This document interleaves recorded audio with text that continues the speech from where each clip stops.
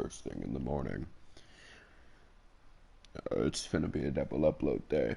It's gonna be this, and what if Issei was Apollyon from For Honor's descendant? That's not gonna be scripted because I thought of that idea myself. Anyhow, we're just gonna get right into it. A man with several scars running across his face gently sighed from his squatted state before shaking his head around him were a plethora of chunin, all of which who were taking notes of anything and everything that may be of use. So it was a hit then, a blond man stated, standing tall as he too stared down at the grievous scene laid out before them. That must be obvious. That much is obvious, Inoichi. The head has been sliced clean off and taken elsewhere, meaning it had to have been a bounty hunter. The scarred man stated as he stood from his squatted position. Just saying it out loud was all, Ibiki. Inoichi looked across the dojo with observant eyes, picking up everything that was out of the ordinary. A struggle must have taken place. Inoichi knelt down and ran his fingers over one of the deep slice marks that had chiseled itself into the otherwise spotless wooden floor. They must have really been slamming their swords against each other with reckless abandon to leave such deep marks. Maybe, Hibiki replied as he observed the headless body before him. Kirito Sato was an outstanding citizen and went far beyond the call to help his community.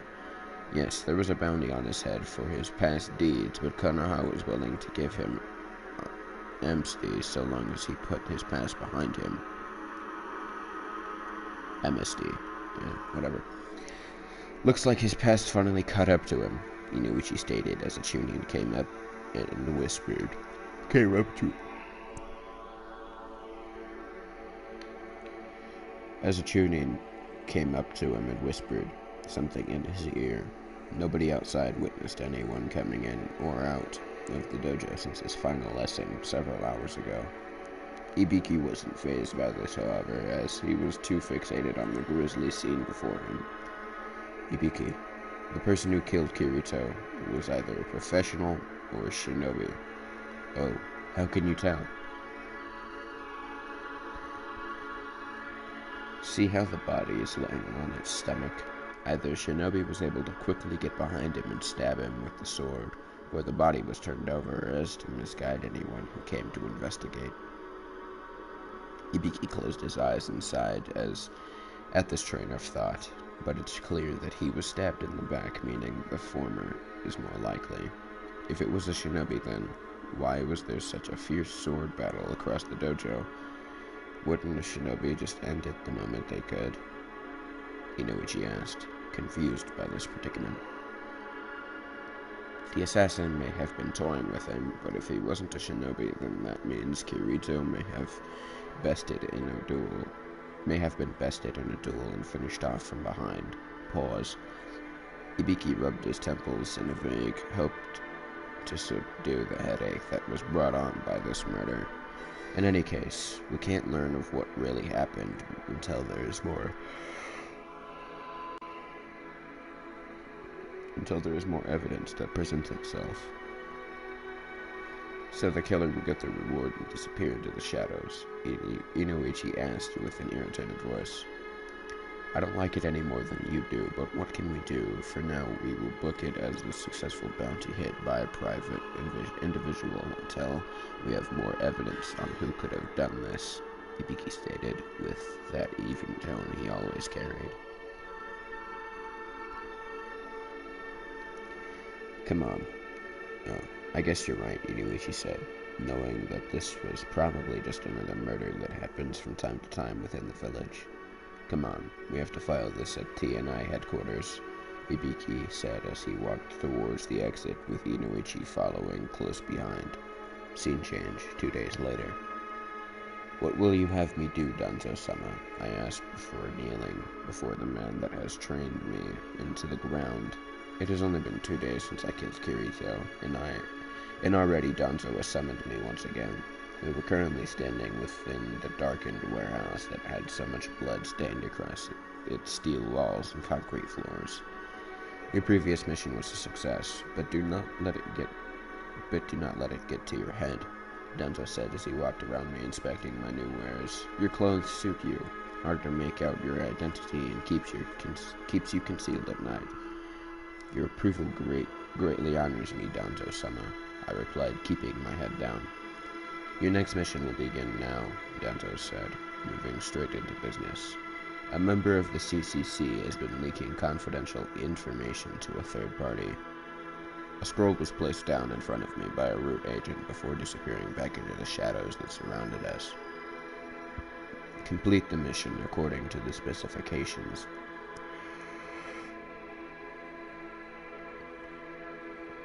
Uttered in the scroll, then return to me with the results. Sorry if I keep yawning. I'm extremely tired right now. As you wish, I stated, gaining a nod from the elder man. Good, now go. I expect good things from my favorite assassin, Danzo stated with a small smile. I nodded my head before sinking back into the shadows, along with the root. With my root, the root agent appeared next to her master.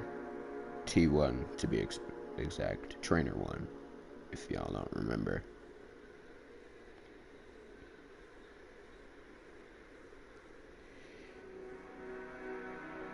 His skills as an assassin are growing at a faster pace than I had originally anticipated. A true diamond in the rough, Danzo-sama, Trainer 1 responded from her kneeling position. Indeed he is, but he is so much more valuable as not just an assassin, Danzo said with a sly grin spread across his features. Your secrets cannot stay hidden forever, little one. Scene change. I rolled up the scroll and placed it within my jacket before looking up at a 4-story hospital. Konoha North Regional Hospital, the largest medical facility for non-shinobi in the village, placed at the heart of Konoha's political district. Only the elite with power to go to this hospital. The man I'm looking for is one of Haruto Tanaka, or more importantly, his medical records. There are 5 members in the CCC, minus Danzo, of course, and my master seems to believe he's leaking information to someone else, but not to disappoint, Danzo tasked me with killing him in a way that looks like an accident, and after further scouting, I've learned that the gluttonous CCC member has a very expensive palate. The man often visits a very high-end restaurant known as the Akibara that serves a wide variety of different dishes. A perfect setting for my mission to be carried out. First, however, more information needs to be obtained before I can move forward with my plan. The setting sun signaled me that his normal reservation at the Akibara was soon approaching, meaning that I needed to move fast. Moving into the entrance, I quickly surveyed my surroundings. 2 people were sitting in a few of the chairs waiting to be called on, while a homeless woman argued with the clerk about not being allowed treatment. Patiently waiting behind the disgruntled woman until she finally stormed out of the building, the clerk then looked at me with an even expression. How can I help you? I was wondering if I could visit a friend, I asked with a smile. Sorry, but visiting hours are from 8 to 6. Come back tomorrow morning if you want to visit, but it's urgent. I don't care. Rules are rules. Now get out of here. She must not have known who I was. But all the better in my eyes. Okay, thank you. Time for plan B then. Is there a restroom I can use before leaving?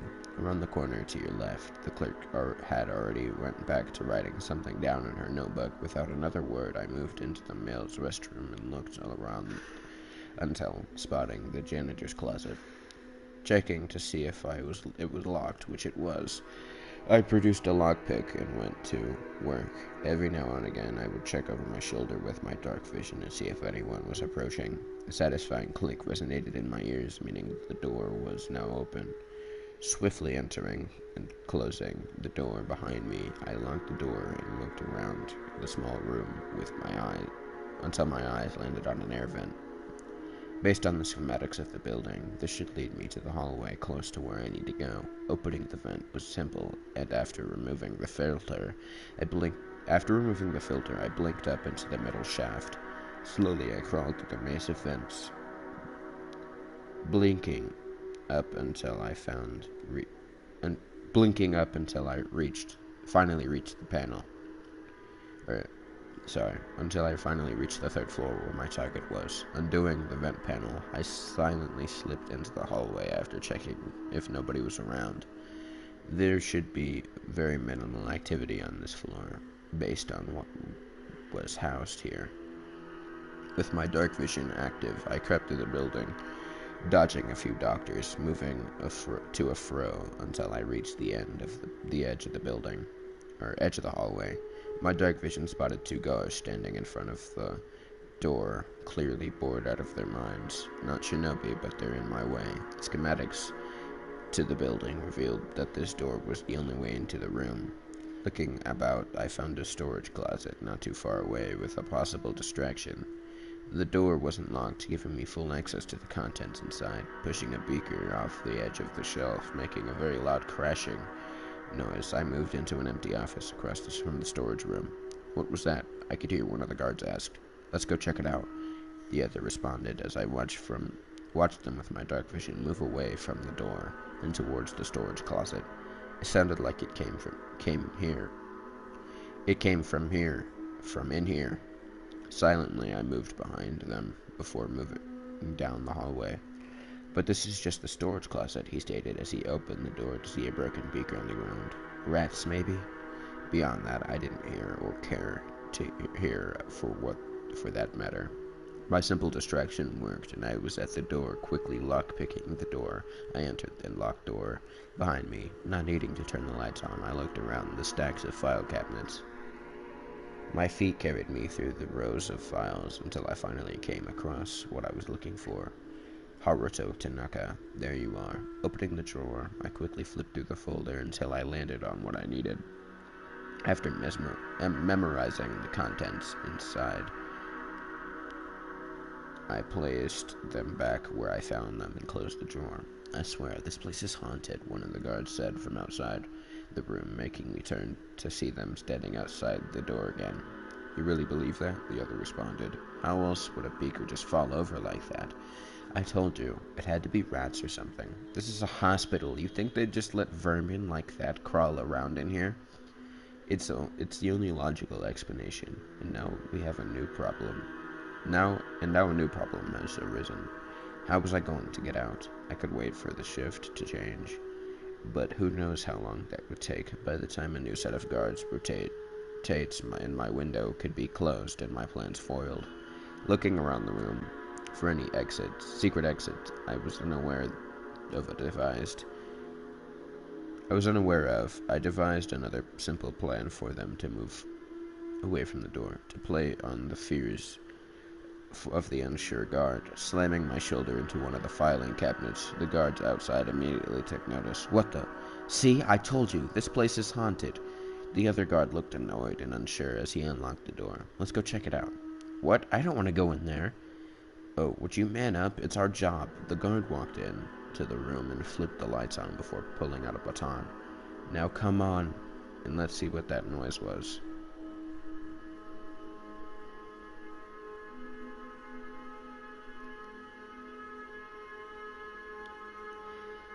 The room had 5 rows of filing cabinets, meaning that they could only cover 2.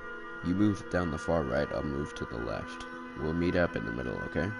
Unsure of it, the other guard finally nodded fine. They began making the rounds, giving me a perfect opportunity to swiftly move through the center row and out of the room without ever being noticed. While I swiftly made my way to the vent and exited the same way I came in. I exited the bathroom and looked over at the clerk, who glanced up at me in confusion. You okay? You were in there for a while. I looked up at the clock and saw that I had about 40 minutes to make my deadline at the restaurant. I'm fine. I was just having some stomach issues, I replied as I walked out the door. Once out onto the streets, I placed my hood over my head before disappearing into the night. Scene change. Where's my sauce, chef? We have a dish that needs... tending to for table 37 now, a man shouted as he went back to work. Akibara was one of the most high-end restaurants in the village and was given an award for the best place to take a date to for the last 2 years running. Several people were running about the kitchen trying to keep up with the orders that were flowing into the kitchen. A loud banging noise could be heard at the back door leading into the alley. Who could be coming at this hour? You finish this dish while I check on the door. The man barked as another loud knocking could be heard. Quickly opening the door in a noise, the head chef looked down at the blonde-headed boy wearing a dirty hat, carrying a bag of rags and black aprons. What do you want? I'm here to drop off some rags from the cleaning services, the boy responded, showing him the bag over his back. What? I didn't order any cleaning. Whatever. Must have been that good-for-nothing sauce chef of mine. Go place it on the shelf in the storage room. We'll take care of it later. Where is that? On the other side of the kitchen. Now go. We're busy here. The chef quickly went back to work, as the boy moved through the kitchen and into the storage room. After a few minutes, the cleaner boy returned and left without another word. After passing by several workstations, scene change. Is that all, sir? A waiter asked me as I read one of the magazines that was provided by the small cafe. A small tea had been placed before me by an older lady that ran the small street-side drink shop. Thank you, miss, I responded with a smile, letting her take her leave to tend to someone else. The tea was hot, but needed to keep my eyes open for a while longer. Several gasps and screams began to echo the large building across the street as moments later, a medical ninja appeared on the site with equipment on hand. Taking another sip of my tea, the scorching hot liquid made me flinch somewhat, but I continued drinking all the same. After waiting for a while longer, a body bag on the stretcher was seen exiting the building. Oh my, what on earth happened? The owner asked in shock as we watched the medics carry the body away. I didn't reply, deciding it was best to finish my tea and leave without another word. Scene change. Donzo looked down on me with a neutral expression. Another job well done, he stated as he stared at my kneeling position. This time I gave you a little more leeway to complete your mission. The bandaged man smiled somewhat at the outcome before nodding his head. Tell me, how did you know he would have a deathly allergic reaction like that? I did some research before executing my plan, was all I responded with. Well, your research paid off. Trainer 1, if you would, Donzo stated as T1 appeared from the shadows and placed a wallet of money before me. Your pay for a mission well executed. I will send for you when your next mission arises. Until then, might I suggest paying a visit to the local bounty board? There you could gain some real-world experience and make some extra money too. As you wish, Donzo-sama, I replied before placing the money into my jacket pocket. But remember that my missions come before all else. Is that understood? Understood. Good. You're dismissed until further notice. Nodding my head, I slunk back into the shadows, unknowing just how pleased Donzo truly was. Scene change. 3 weeks later. Walking down the steps of one of my apartments in the red light district, the sound of my footsteps was cathartic to my ears. The noise radiated off the walls of the stairwell in an interesting fashion that made my mind buzz at a fairly odd topic of sound waves. Sound waves. Even if this building was a pile of garbage, it still made a strange echoing tone that not every stairwell made when walking down them. Man could be seen looking out the window and gave him a perfect vantage point of the street below. Is it done? Did you kill her? The man asked, clearly not liking the word. Yes, I replied before stopping in front of the man and holding out my hand. Now for the other half of my payment. He gulped before placing a bag of money into my hand. Without another word, I turned and continued down the steps towards the entrance of the rundown building. My name has been growing since my second official kill 3 weeks prior. Small jobs to large ones. I would take them all and complete them quickly. Walking out into the dark alley of the apartment buildings, I shifted through the garbage and sludge before finally making it out onto a neon glowing street. The red light district was one of the many places that shinobi and civilian officials avoided like the plague. Like most villages and cities, places like this were an unavoidable absence of having so many people in one place. And while Konoha was better than others at covering their underbelly up from the others, it was still here and an integrated part of the culture of Konoha. Finally exiting the red light district, I moved through the crowded streets of the inner city until emerging into a weapons shop that I was all too familiar with. "Aki," I stated as I moved towards the back of the shop. He nodded his head in my direction before turning his attention to a customer wishing to purchase some supplies. Several other shinobi were moving about the shop in search of supplies for the various missions that they would be going on. I waited for a lull in the store before moving to the counter with a pair of gloves like my old ones. Placing them onto the counter with a large amount of money, Aki took the money and put some into the register, with the rest being stashed into his pocket. "Have a good evening, and come back in a day or two. I'm sure the next shipment will arrive by then," Aki said. "I'm sure I'll be around then," I replied as I moved towards the entrance of the store. To my surprise, Aki was the local bounty keeper for Konoha. Small to large bounties, everything is around through him. When it came to bounties in around Konoha, because of this, I've stayed close to him and paid the man his finder's fees on each and every kill contracted through his board. Never ever not pay a bounty keeper his portion. It is the quickest way to end your career as a bounty hunter or assassin. Word would spread that you missed a payment, and then others hear of your reputation. Then they will bar you from their respective bounty boards if the bounty is large enough. If the bounty is large enough, then they may even place a bounty on you, which is the worst case scenario, Danzo once explained to me with a serious face.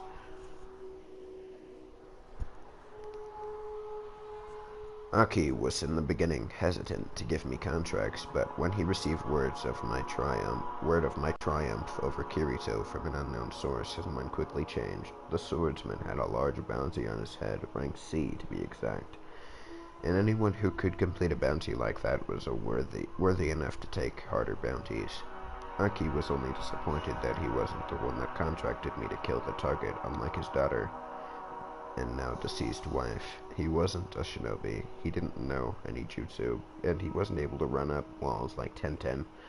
Aki's life before he met his wife was shady, but with that behind him, the store owner now only distributes the work instead of actually doing it. What he did in the past remained a mystery to everyone who asked. I couldn't blame him. One day, if I ever met that special someone, I would never want to tell them things that I'm doing right now. Tell them of the things that I'm doing right now. As I opened the door, I was met with a familiar face. "Hey there, Mr. Blue Eyes." Aki glanced over, but returned to dealing with a customer and wanted to purchase some training kunai. "Hello." It was Tenten, and she looked particularly beaten up and tired. "I haven't seen you in a while. How have you been?" "Fine, just busy." I gave her a once-over, which she seemed to notice. "Oh, sorry, we had one of our training days that guy sensei likes to put us through." She shivered at the memory of what they did today. "I would prefer to do 100D rank missions than do that again." I went to respond, but then I saw something out of the corner of my eye. "Tenten, could you help me for a moment?" Aki asked from behind the counter. "Sure thing. See you later, Mr. Blue Eyes," Tenten said with a smile before running to the counter. I left the shop and moved through the busy street and ran along the front of the building until finally entering a dark alleyway across from the shop. "Danzo has summoned you," the shaded figure of a nameless root Anbu said. "I just finished a bounty. Can this wait?" "No, this is important." "Important to whom?" "Quiet and come along, like a good servant," I growled as he placed a hand onto my shoulder. We disappeared alley, from the alley, leaving nothing but the rats to witness our conversation. It only took a moment for us to appear in front of the warehouse that I was all too familiar with. As you requested, my lord, you may leave, Danto said, his back turned to us as he spoke.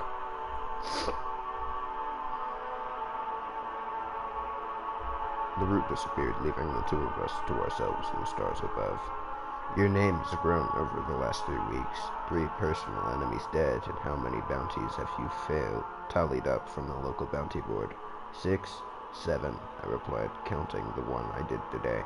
I was slowly accumulating a small fortune from the number of missions or bounties that I've completed. And with a spotless record of no less, the Phantom of the Leaf has certainly lived up to the expectations, but I wonder. Danzo finally turned to me with a slight grin on his face.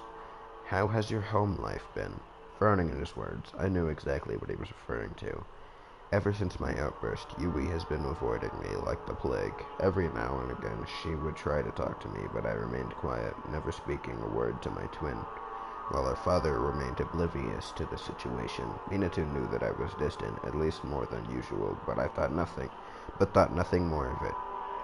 He was too wrapped up in his work to notice or care. I did return to school, wrapped up in my work. I did return to my school, however, but this is the only to further push my cover. Now that I've graduated from my school, it has opened up my schedule considerably. That's what I thought. They wouldn't understand that with each bounty you collect, with each person you kill under my orders, you're cleansing this village of the plague that holds it down. It's true. If I told my family of what I was doing, then they would probably disown me. Whether I believed Danzo or not, whether I was killing people for the money, or to unearth the tumors that ate away from the inside of the village, Minato and Yui would never tolerate my methods.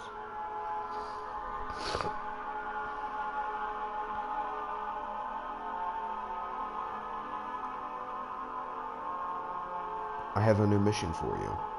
One that will place you on the lips of every shinobi of this village. Danzo handed me a scroll, an evil glint in his eye. As he did so, I won't lie to you, this will be one of the most difficult missions that you will be faced with until this point. It will be a true test of your skill, and it must be completed exactly as described. Fail to follow my orders to the letter, and you will die. Why do I want to make my name be known to the shinobi? Won't it only make my work harder? Danzo sees me as an extension of himself. He wants a tool underneath him that will strike fear into the minds of the people. One day show the people that he has complete control of said tool. The harder the job, the more money you get. As your reputation grows, so will the challenges too. So will the challenges you face. Learn this at a young age and you'll become one of the best assassins in the world. Bounty hunter, assassin. It all sounds the same to me. The only difference is one pays more for what I do, I responded, making Danzo chuckle. I'll be sure to compensate you well for your services, so long as you follow my orders, of course, Danzo said as he turned to leave. You have 48 hours to complete the assignment. Danzo, when completed, return for your payment. With that, Danzo disappeared, leaving me with another job, one that will change my life forever. Scene change. This place is feeling less and less like home, I thought as I approached the front door to my house. Minato wasn't home, but I could see Yui with my dark vision sitting at the desk in her room, reading a scroll. Opening the door, I could see Yui's head raise slightly at the noise, but returned to normal after a moment. She must have known it was me. Walking to the end of the hallway, I opened my door and locked it shut behind me. I removed my jacket and scarf and walked to my own desk near the window that overlooked the main street that ran from the Hokage Tower to the front gate. After placing the scroll onto my desk, I nearly had a heart attack when a knock echoed across the room. Naruto, I know you're in there. Please, can we talk? I looked over my shoulder and peered at her through the door with my dark vision. A hand was placed onto my door, and she was staring at the ground. "I know you can hear me. Just listen, okay?" I stood from the chair at my desk and moved towards the door, but I remained quiet. She was trying to apologize, trying to be a nice person and make amends for angering me several weeks ago. I know that life isn't fair, that you drew the short end of the stick. After thinking, I remember that some of the best moments of my life was when I learned how to properly control my chakra, or when I finally graduated from the academy. I started focusing on becoming the best shinobi I could. When Dad and I started focusing, then I remembered, graduated. Alright, I learned how to properly control. Alright, the best moments of my life when I learned how to was when I learned how to properly control my chakra, or when I finally graduated from the academy. Then I remembered that you disappeared. That when Dad and I started focusing on becoming the best shinobi we could for the village, you faded away. She was stumbling over her words, and I could tell she was crying. Over the last 3 weeks, she must have finally realized that what has been haunting me for so long. I just wanted to say that I was sorry, and I hope we could one day smile together like we used to. A frown graced my features as I listened to her walk back to her room. I placed my forehead against the door and pushed the emotions that were surfacing back down. Our worlds were just too far apart. I thought that maybe with my new powers I would be able to become something akin to a shinobi, but with these powers came a responsibility, one that would push me even further away from my family than ever before. I'm sorry, Yui. Scene change, the following day. "This looks miserable," Cyber voiced as they looked at the building that has been destroyed due to a fire. "We're supposed to clean this up?" It was a beautiful day, the sun was shining, and there wasn't a cloud in the sky. As with the missions, the dates, Kakashi replied as he rolled up a wheelbarrow and several supplies sitting inside. Shovels, gloves, and other protective gear was brought in preparation of their new D-rank mission. Although I think we're going to need another wheelbarrow. I wasn't expecting the home to be this big.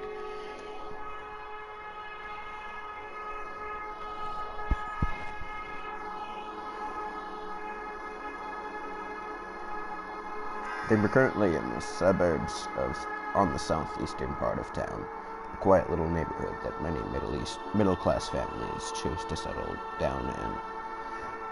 "Well, let's get started. We don't have all day," Yui said as she grabbed a pair of gloves and shovel from the wheelbarrow. "It's good to see Yui feeling a little better. The last couple of weeks she's been depressed, I think," Sakura said to Kakashi. Their sensei nodded his head in agreement before realizing that he forgot a pair of gloves. Seiya, could you run to the store and grab a pair of gloves for me?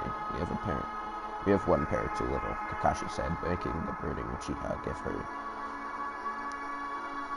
signature before walking away. "Don't take too long. You wouldn't want to miss all the fun." The Uchiha didn't respond to the obviously sarcastic comment as she made her way down the street towards the nearest hardware store. As she exited the southeastern suburbs and towards the southern district that housed many of the merchant markets, Saya suddenly felt the tingle up her spine.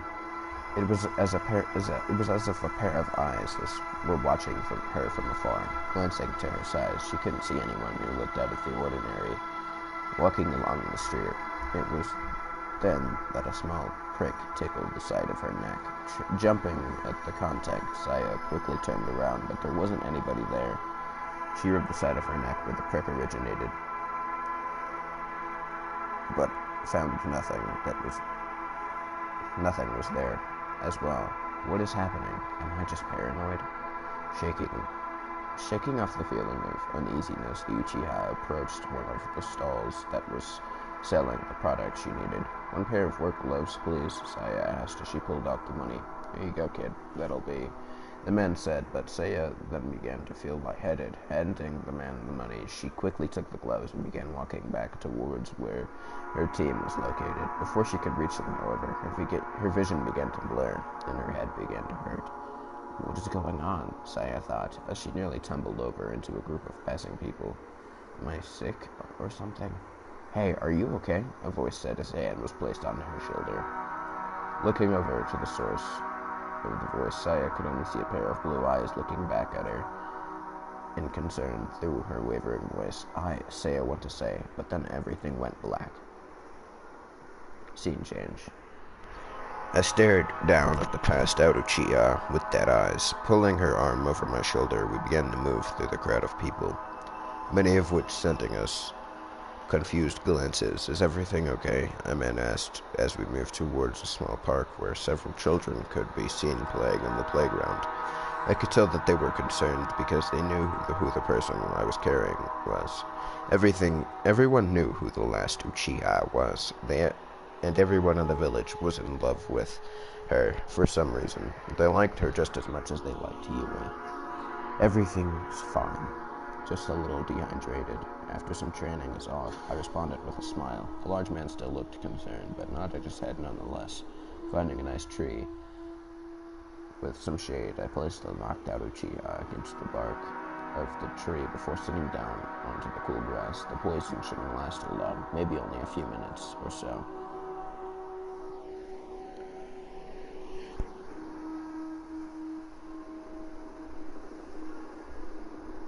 Looking over myself, I was suddenly glad that I didn't wear my jacket and scarf today. Instead, I wore a dark gray shirt with black pants and shoes. That wouldn't have gone over well if I looked like an unmarked shinobi. The sound of children playing in the background, coupled with a soft breeze, sent me into a trance. Ouch. My head. I kept my eyes closed as I simply waited for Saya to regain her composure. The Uchiha finally began looking around until her eyes landed on me. She stared at me for a moment, as if thinking over her position. Are you feeling better? I asked, finally opening my eyes to look at Saya. She was staring at me for a moment, before quickly shaking her head. I am. What happened? Not really sure. I saw you start to wobble back and forth like you weren't feeling very well. When you passed out, I thought maybe a little shade and some water might help you. I replied as I handed her a bottle of water from my small backpack. Inspecting the lid and seeing that it was sealed, she opened it up and took a sip, training a little too hard. How do you know I'm a shinobi? Saya asked, caution in her eyes as she spoke. I pointed to my forehead, making the girl feel her own. Then a look of embarrassment ran across her features. Right, forehead protector. I'm not sure what happened. Maybe it was the heat. You should probably go to the doctor, just to be sure, I said, with worry evident in my voice. I should be fine, just need to. Saya went to stand, but then quickly fell. Catching her, I helped her by placing one of her arms over my shoulder. I feel so weak for some reason. Here, let me take you to a doctor so you can get looked at. Hopefully whatever is happening is only temporary, I said as we made our way to the park. Out of the park and down the street. Looks like the side effects of the poison is working just as intended. With what Danzo said would be a hamper is actually going to be beneficial to my plan. But I need to get to my team, Saya said, as she didn't sound too convincing. She then looked over at me with curious eyes. You look familiar. Aren't you Yui's brother? Nothing gets past you, I said as another pinprick tapped the side of her neck, but this time it went unnoticed by the Uchiha. I just remember meeting you back when, Saya said as she faded off to sleep again. Shaking my head, I pulled her into an alleyway between two buildings. Finding two large dumpsters, I set Saya on a pile of garbage before setting my backpack against one of the dumpsters. Unzipping the backpack, I removed 5 glass vials, plastic tubing, a bottle of alcohol, gas, and finally a needle.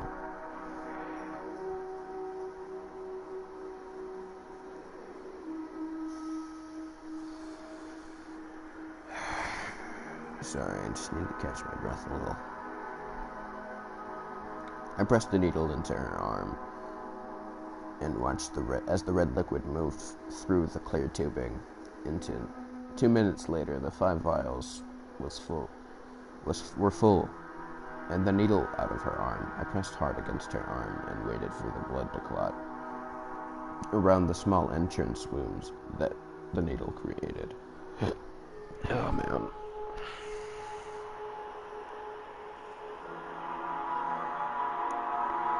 Once sufficiently healed to a point that would be unrecognizable to anyone not looking for a needle mark on an arm, I wrapped the vials up and placed them into my backpack. After completing my first objective, I lifted Saya up and began carrying her back towards the park. Saya then began to stir once again as we moved towards where her team was. What? Finally awake. Did I pass out again? Yeah. We're lucky that the medical shinobi happened to be passing by, and he said that you had a strange bug that has been floating around. I replied, so I'm sick? Not really. He said that it should only last a few minutes, and sometimes make the host pass out a few times before disappearing. And my weakness? Just feeling sore after fighting off what was inside of you. You should feel better in 5 or 10 minutes. Saya looked relieved by my words, as she felt her strength already returning with each passing step. Thank you for helping me, Saya said, but it sounded like she was having trouble speaking those words. I smiled at her response, but her eyes lingered on the side of my face. What? I asked as Saya finally regained her footing and began walking herself. As we approached where her team was cleaning up the burnt building, I stopped and gave the Uchiha a confused look. It's just, I didn't expect anyone to help me like that, especially Yui's brother, she said with a slight blush on her cheeks. I shrugged my shoulders at her statement. I guess we're lucky that I happened to be passing by. Anyway, have fun on your mission. With that, Saya watched as the blonde twin walked away before disappearing around the corner of a building. Shaking her head, the Uchiha continued walking to where her group currently was. Finally, decided to come back. What took you so long, Baka? Yui shouted, making the Uchiha grow irritated. Just took my time, dope, Saya replied, before placing the gloves onto her hands and grabbing a shovel. Why should she tell them what happened earlier? Scene change. Phase 1 complete, I said as I handed a root under my backpack on top of a roof near the center of the city. Understood. Initiate Phase 2, as per instructed, the root said before disappearing from the roof in a swirl of leaves.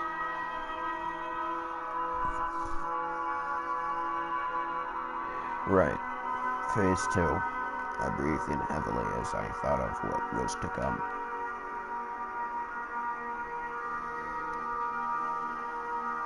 This would be one of the most dangerous missions I've ever undertook. Its purpose remained unknown to me, but since Danzo was paying me on top of it, I saw no reason to turn it down. Still, everything needed to be performed to the letter if I was going to succeed. Scene change.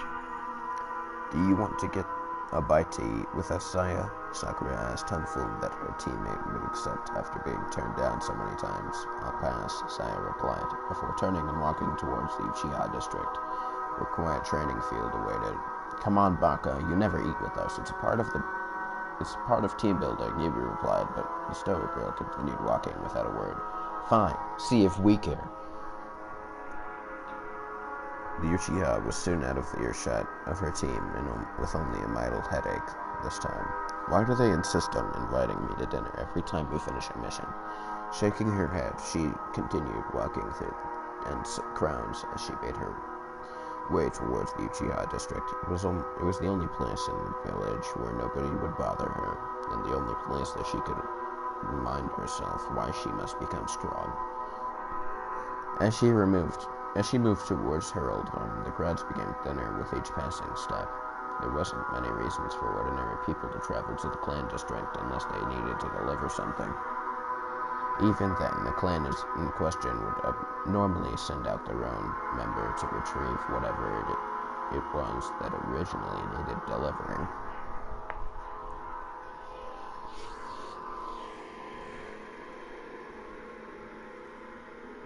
Because of this, uh, the surrounding area had very little foot traffic, which was welcomed to the last remaining Uchiha. Finally entering through the gates of her own district. Gate to her own district, Saya remembered seeing the bodies that littered the ground of the street as she moved towards the training ground. I'll become stronger to avenge everyone. Mark my words.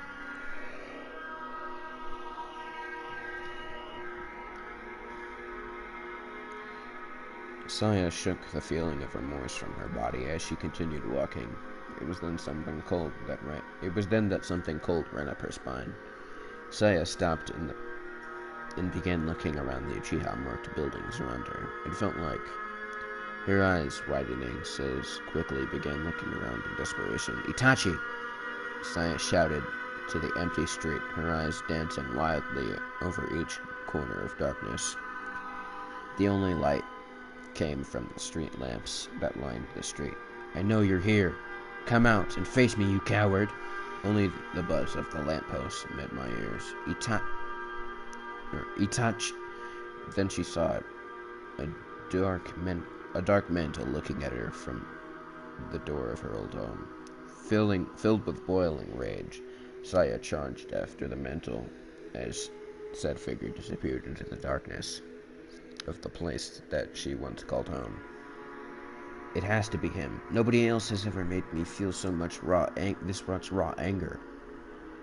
The door slowly closed before Saya, but then she smashed the door down and looked around the entrance for a moment. There was nothing. Then she saw a door at the end of the dark hallway slowly close. There, dashing towards the door, the impatient Uchiha quickly slid the door open to reveal the room that her parents. Saya came to a halt after realizing where she was being led to by the shadowy figure. Why? Saya said as she walked into the room. The bloodstains were still there from where her parents were. Before she could think of anything else, she was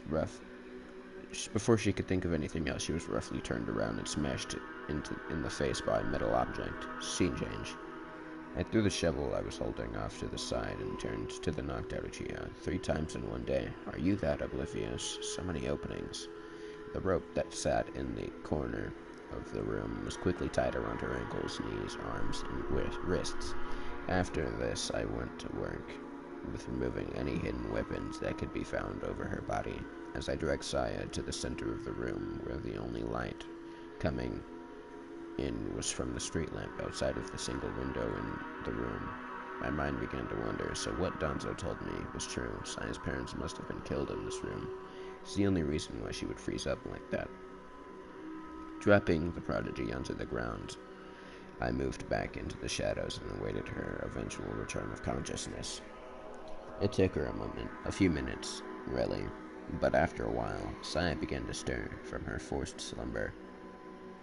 What the hell? Saya muttered as she rolled over onto her back and opened her eyes. Another few seconds passed, but then the memories returned to her. Wait, where did you go? Quickly shooting up into a sitting position, the girl regretted that decision as a painful throb erupted in her head. Ouch! I watched as she finally realized that she was tied tightly by a very thick rope. Itachi, come out! I know you're there! Saya shouted as she struggled against her restraints, but this only caused the rope burn to appear on her arms and legs. Itachi? I haven't heard that name in quite a while. I responded from the shadows. It was a lie, but I needed to force out even more emotion within the very emotionally scarred girl.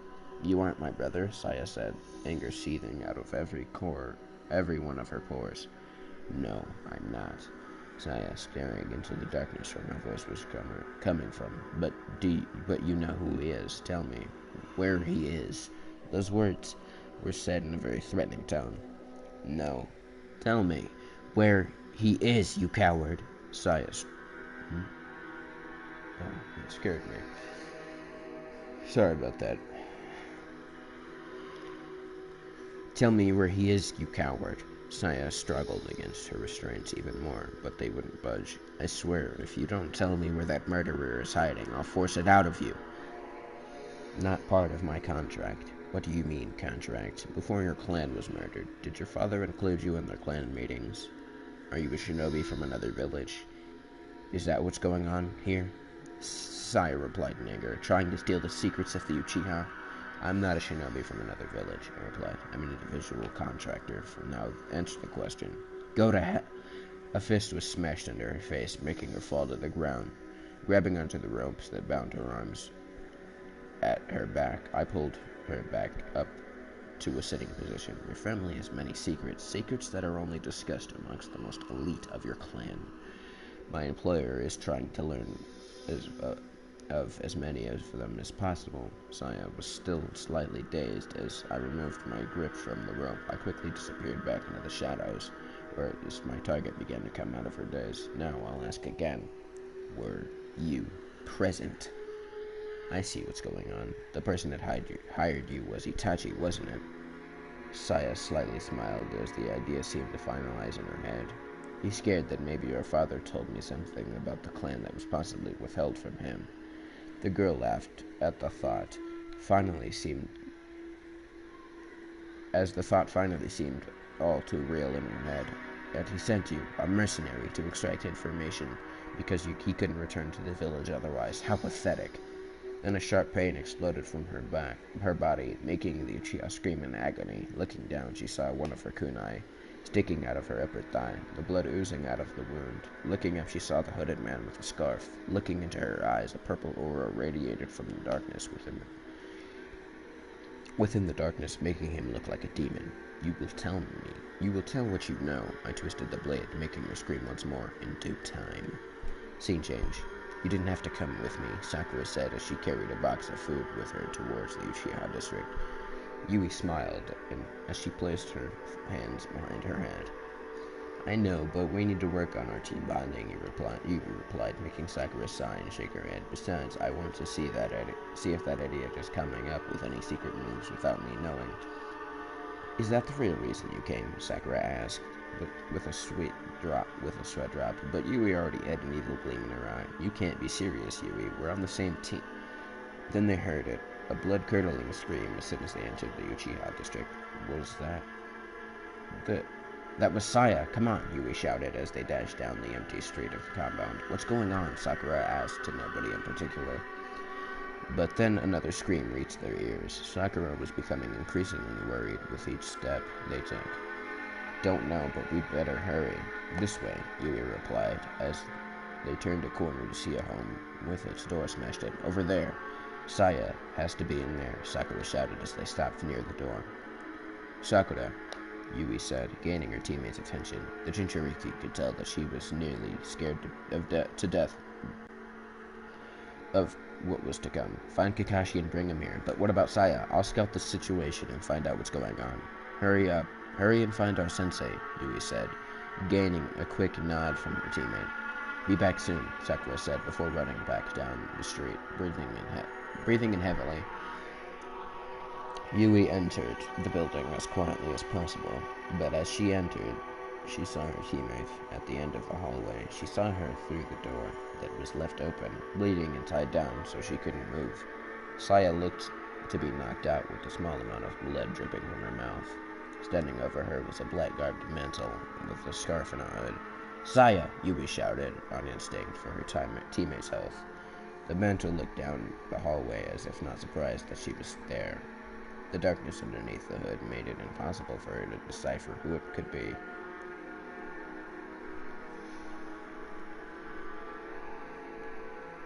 But when he was alerted to her presence, he moved towards the door as if to close it. Oh, no, you don't.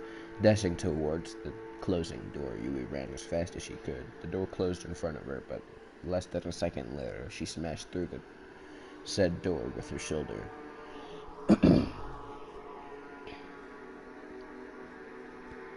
Tumbling into the room, the Born quickly scanned her surroundings.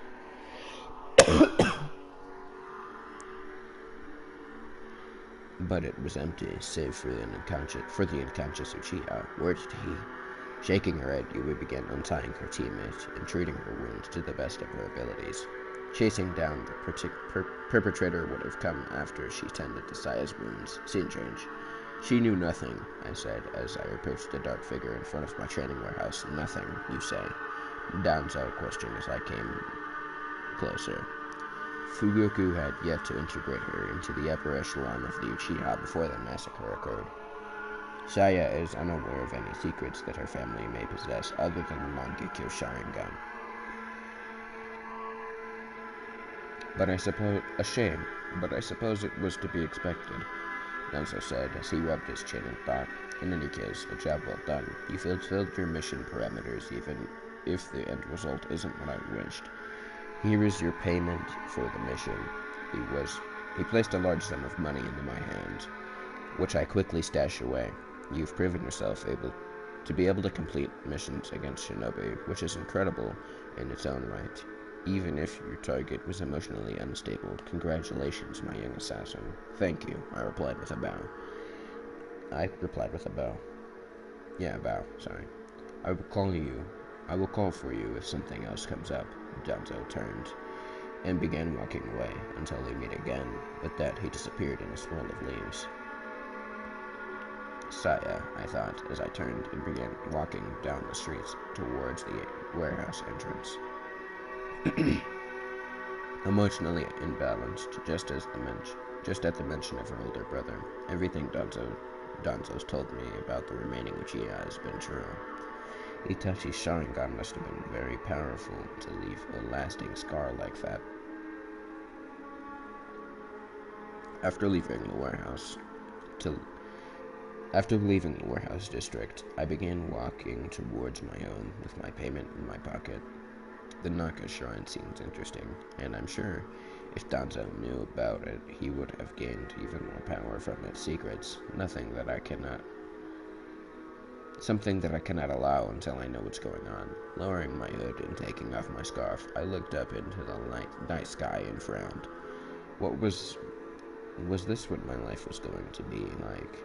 I wanted to save this village from the people that were destroying it from within, but did that entail the killing of people that just for profit?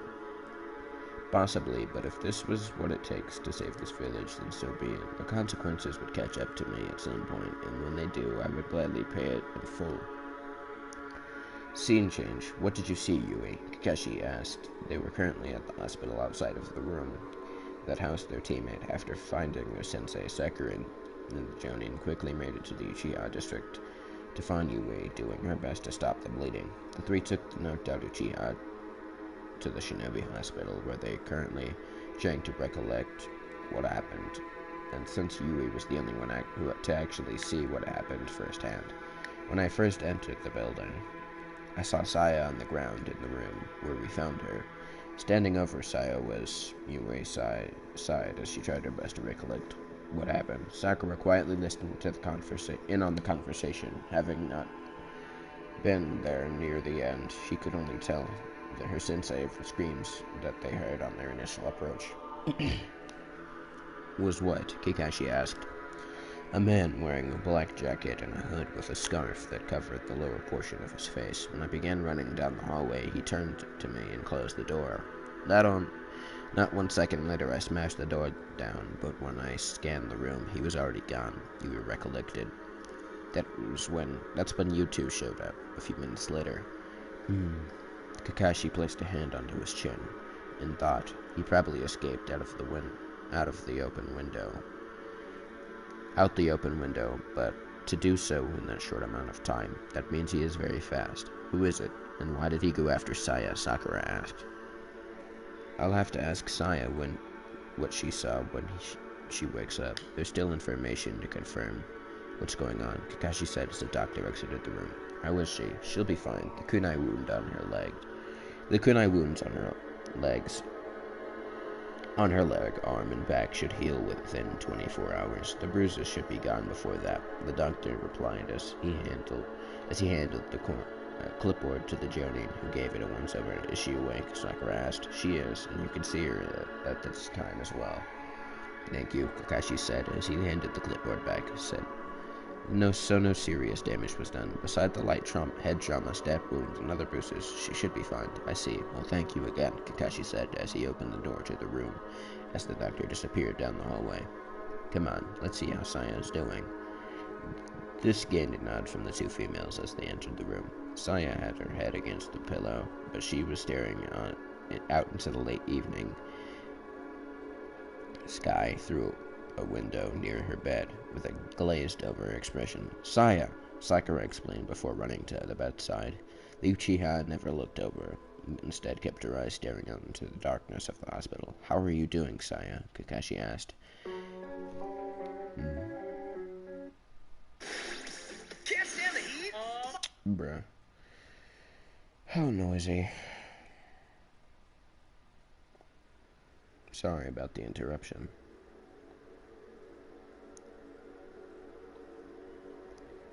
How are you doing, Saya? Kakashi asked as Yui and himself stood by the foot of the bed.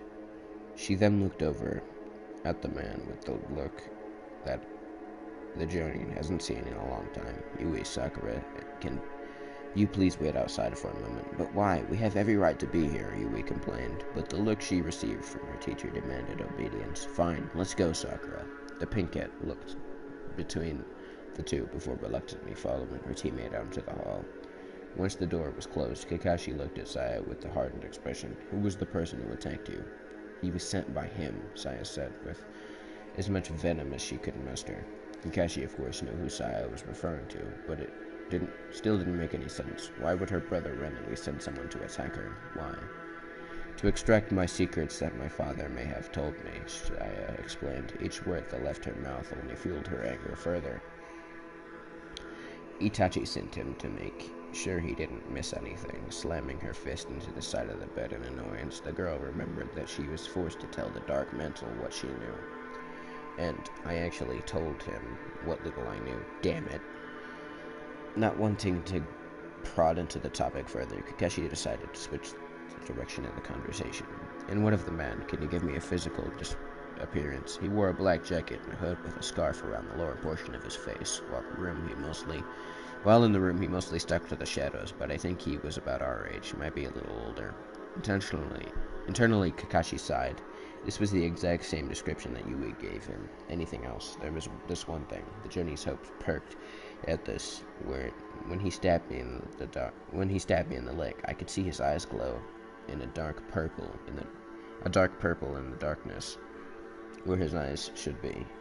It looked almost like a demon had taken over him. Purple glowing eyes, Kakashi voiced as he thought over the implications of the information. You're sure it was your brother who sent him? Who else could it have been? He was sent to try and uncover the remaining secrets of the Uchiha clan. It has to be him. I just know it, Sayo said, with anger returning to her voice. In any case, we're going to have to relay this information to the Hokage in the morning. For now, get some rest, Kakashi said as he moved towards the door.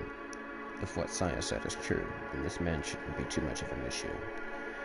He's already got the information he came for, and is likely going to leave Saya alone for the time being. But something doesn't add up. Why would Itachi hire a mercenary to obtain sensitive Uchiha information? If this is true, then this man must be highly trusted by Itachi, meaning a possible spy may be in our midst. I don't know how to say that word very well. And a very powerful one at that. Shaking his head at the thought, the silver-haired man placed his hand on the doorknob. Minato is going to want to hear about this, and he's not going to like what I'm going to say. That's the end of chapter 4. I hope you enjoyed this part of what if Naruto was an outsider, and I'll see you all next time.